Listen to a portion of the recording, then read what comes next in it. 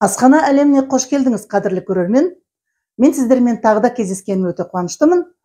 Видеоны қарап, менің қандай ас дайындағанымды көріп, пікірлеріңізді жазып, комментарий қалдыруды ұмытпаңыз. Бүгін мен кезекті видеомда сіздерге өте оңай дайындалатын, бірақ дәмі өте керемет шығатын ұзын лапша мен тауықтың төс етінен тағам дайындайтын боламын. Бүгін демалыс болғандықтан менің немерелерім Айбек пен Нұрбек апа осындай біз жақсы көретін тағамның бір түрін пісіріңізші деген соң, мен ең оңай түрін таңдап алдым. Оған бір бөлек тауықтың етімен бір уыс ұзын лапша ғана қажет. Ол лапша деген тамақ, лапшадан жасалынатын тамақтың түрі өте көп. Итальяндықтарда оның неше түрлі варианттары бар. Енді Қытай, өзбек, ұйғыр, орыстар да бәрі жақсы көретін тамақ.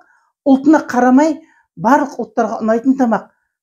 Сондықтан менің көрермендеріме де ұнайтын шығар деген оймен осы тамақты дайындап отырмын. Сіздермен осы рецептті бөлісейін деп отырмын. Сіздер де қарап өз пікірлеріңізді жазып отырыңыздар. Сіздер бұл лапшаны қандай вариантта пісіресіздер үйлеріңізде? Отбасы мүшелерін қандай түрімен қуантасыздар? Немерелеріңіз не сұрайды сіздерден, не сүйсініп жейді немерелеріңіз? Сонымен бөлісе отырыңыздар. Онда мен бастаймын. Міне дайын болған түрі осындай болады. Порциялап салғанда осындай ыдыстарда осылай әдемі көрінеді. Тәбетіңді ашады. Бір жарты бас пиязды тураймыз да 3-4 қасық сұйық майға осылай қуырып аламыз. Пиязымыз қуырылып атқанда осындай тауықтың төс етінің жартысын алып, ұсақтап, осындай ұзынша етіп турап дайындап аламыз.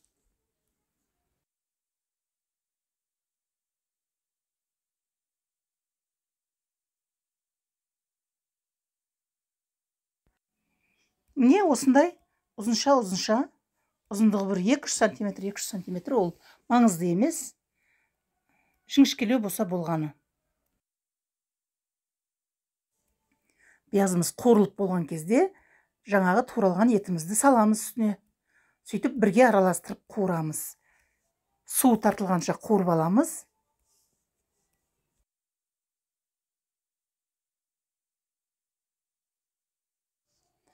Бір жай қасық тұзды саламыз. Паприка, тәтті паприкадан бір шай қасық толтырып саламыз. Осы жерде көрінбей қалыпты, кориандр жарты шай қасық және куркума жарты шай қасық саламыз.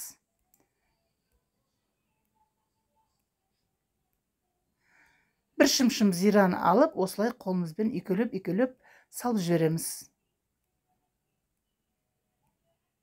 Жақсылап араластырып қоямыз қуырылып атқан етті. Осындай көкөністерден дайындаған экран бар еді. Сәбіз, тәтті бұрыш, помидордан. Содан 2 қасық салып жібердім. Дәмі жақсы болсын деп.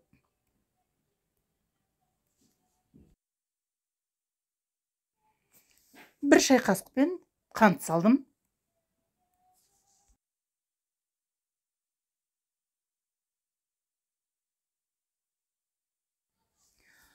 300 миллилитрдей қайнап тұрған су болса, ыстық су қосамыз, біраз қайнатамыз. Енді осындай кішірек ыдысымызда су қайнатамыз да, бір шай қасық тұз толтырып саламыз. Және су қайнағаннан кейін 200-300 грамдай немесе бір уыс осындай ұзын лапшаны суға қолымызбен итеріп батырып, осылай пісіріп аламыз. Бір 10-12 минут қайнағаннан кейін ұзын лапшамыз дайын болады.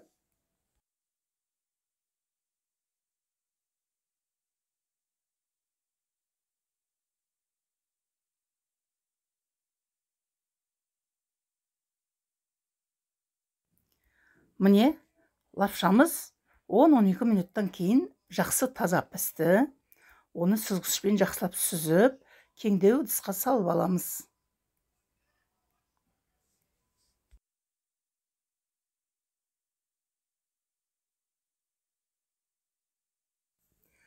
Енді лапшамыз жабысып қалмасын бір-біріне деп, бір немесе 2 ас қасықпен сұйық май құйып жақсылап араластырып қоямыз. Менің немерелерім күтіп отыр. Сондықтан мен тарелкаларға саламын да, бетіне дайын болған тауықтың төс етінен дайындалған тұздығымды салып, оларға түскі асқа ұсына беремін.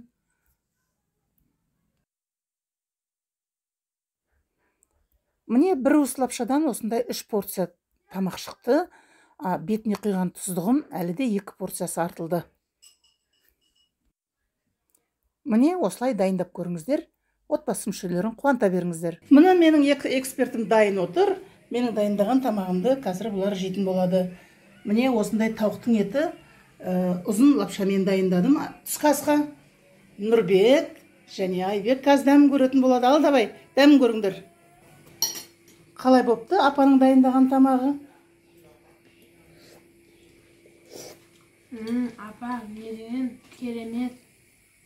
Ұнайды ма саған дәмі? Иә. Саған ше Нұрбек, жесей Нұрбек, жеп көрсей.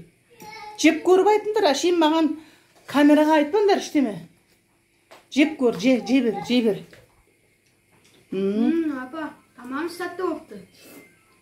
Кинодағыдай айтпады маған. Шынымен дәмді екен де. Дәмді екен. Ал жей ғой.